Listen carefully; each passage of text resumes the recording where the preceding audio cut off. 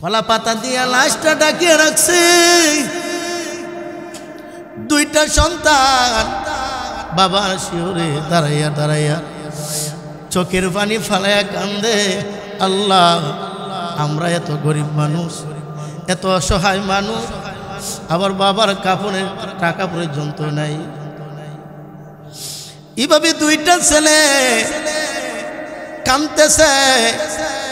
আর ওইদিকে হাসান বসির রহমতুল্লাহ আলাইহি, হাসান বসির রহমতুল্লাহ আলাইহিকে বলতেছে, হাসান, আমার এক পেয়ারা বান্দা মারা গিয়েছে, ওর টাকা নাই, পয়সা নাই।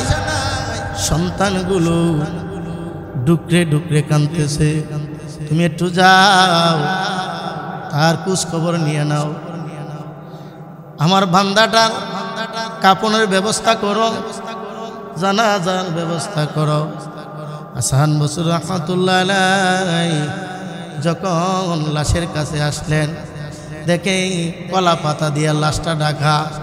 আবার দুইটা সন্তান বাবার শিওরে ডুকরে ডুকরে কান্দে, ডুকরে ডুকরে কান্দে। আর বলে, এরা আল্লাহর বান্দারা, কান্নাকাটি করিও না, নাও টাকা নাও, তোমার বাবার জন্য কাপনের কাপড় নিয়ে আসো। কাপনের কাপড় দৌড়াইয়া নিয়ে আসলো। গোসলের ব্যবস্থা করো, আমি তোমার বাবার জানাজার নামাজ পড়াবো। জানাজার নামাজ যখন পড়াইলো, ওই আল্লাহর বান্দাকে যখন কবরে রাখলো, কবরে রাখার পর পুরা কবরটা সুঘ্রাণে পরিণত হয়ে গেছে। হাসান বসির রহমতুল্লাহ আলাইহি আল্লাহ তাআলাকে বললেন, আল্লাহ, তোমার বান্দা কি আমল করেছে আমি জানি না, কবরে রাখার সাথে সাথে কবরটা সুঘ্রাণে পরিণত হয়ে গেছে। আল্লাহ, আল্লাহ, তুমি একটু আমার এই আমলের খবরটা জানাইয়া দাও। হাসান বসির রহমতুল্লাহ আলাইহি সন্তানদেরকে কবর থেকে উঠিয়া বলতেছে, এরে সন্তানের দল, তোর বাবাই কি আমল করত, তুই একটু বল, আমি শুনতে চাই। বলে, আসেন আমাদের বাড়িতে আসেন, আমাদের আম্মা জান ভালো বলতে পারবে আমাদের চেয়ে, আমরা ঘুমে বিভোর থাকতাম, আমাদের আম্মা জান সব খবর কইয়া দিতে পারবে। ওই আল্লাহর ওলি আড়াল থেকে জিজ্ঞাসা করতেছে, এ আব্দুর রহমানের স্ত্রী, তোমার স্বামী কি আমল করত, তুমি আমাকে একটু বলো, আমি শুনতে চাই কি আমলের কারণে তোমার স্বামীর কবরটা মেশকের ঘ্রাণে পরিণত হয়ে গেছে। আব্দুর রহমানের স্ত্রী বলল, ওগো আল্লাহর ওলি, এই আল্লাহর ওলিদের দুশ্মন আসে না নাই? আল্লাহর ওলিদেরকে পছন্দ করে না এই জমিনে আছে না নাই? এই ওলিদের কথা শুনলে গায়ে জ্বালা পোড়া সৃষ্টি হয়ে যায়।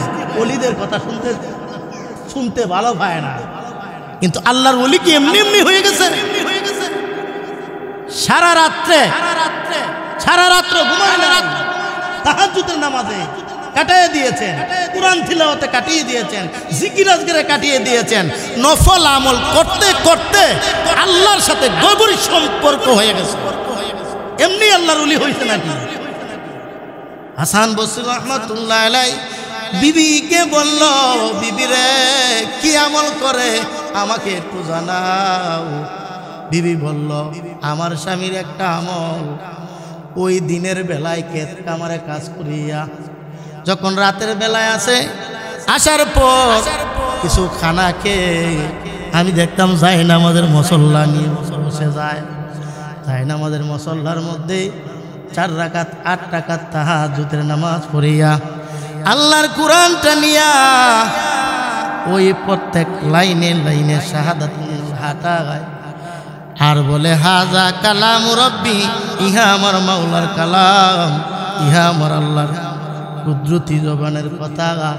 আমার স্বামী কুরআনের দিকে হাত আটায়া দেখি 2 চোখ থেকে টপ টপ করে পানি পড়তে থাকে। এরকম করতে করতে সবহে শাদি শুরু হয়ে যায়। আবার পরের দিন আবার কোরআন নিয়ে বসে যায়, আবার এরকম করতে করতে বাকি জিন্দেগিটা এই কোরআনের উপরে এই প্রত্যেকের লাইনে লাইনে শাহাদাত আঙ্গুল হাঁটাইতে হাঁটাইতে সারাটা জীবন কাটাই দিয়েছে। হাসান বসরি রাহমাতুল্লাহ আলাইহি বলেন, এরা আল্লাহর বান্দি, তোমার স্বামীর আমল আমার আল্লাহ এমনভাবে কবুল করে নিয়েছে, যদিও তোমার স্বামী গরিব মানুষ, খেতে কামারে কাজকর্ম করে, কিন্তু তোমার স্বামীকে আমার আল্লাহ বড় ওলি আল্লাহ বানায় দিয়েছে। আউলিয়ারা কারে উকবা ইখতিয়ার, জাহেলারা কারে দুনিয়ার ইখতিয়ার।